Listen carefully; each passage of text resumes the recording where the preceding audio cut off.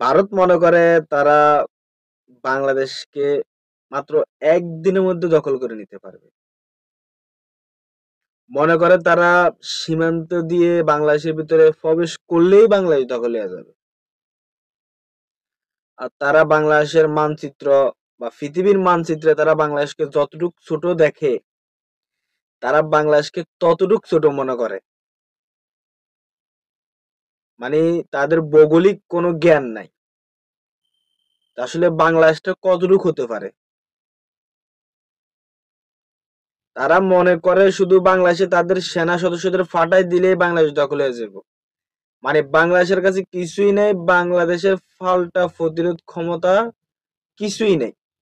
এত তুচ্ছ মনে করে তারা। আরে দাদা বাবুরা, একবার আসেন তো, এসে দেখেন কি হয় আপনাদের। দেশের 18 কোটি মানুষ যদি 1 কোটিও আপনাদের বিরুদ্ধে যুদ্ধ করার জন্য নেমে যায় বাংলাদেশ আর্মির সাথে, তাহলে কি হবে মনে করেন? এবং বাংলাদেশের 60 লক্ষের উপরে গ্রাম প্রতিরক্ষা বাহিনী আছে যারা সশস্ত্র ট্রেনিং প্রাপ্ত। কি মনে করেন? একবার এসে তো দেখেন কি হয় আপনাদের। তাছাড়া বাংলাদেশ বর্ডার গার্ডের 60,000 সদস্য আছে যারা বাংলাদেশ সেনাবাহিনীর থেকে প্রশিক্ষণ প্রাপ্ত। এত সহজ না, এত সহজ না। শুধু আসবেন আর দখল হয়ে যাবে, এত সহজ না। অনেক কথা আছে এখানে। আসবেন, নাস্তা পানি করবেন না, নাস্তা পানি করা ছাড়া চলে যাবেন।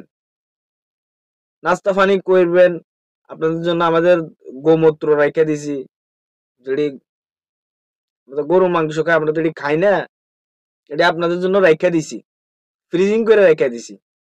আসেন, শুধু একবার আসেন, আইসা ভালো মন্দটা খেয়ে যান, শরীরের শক্তি বাড়বো আপনাদের। আহেন।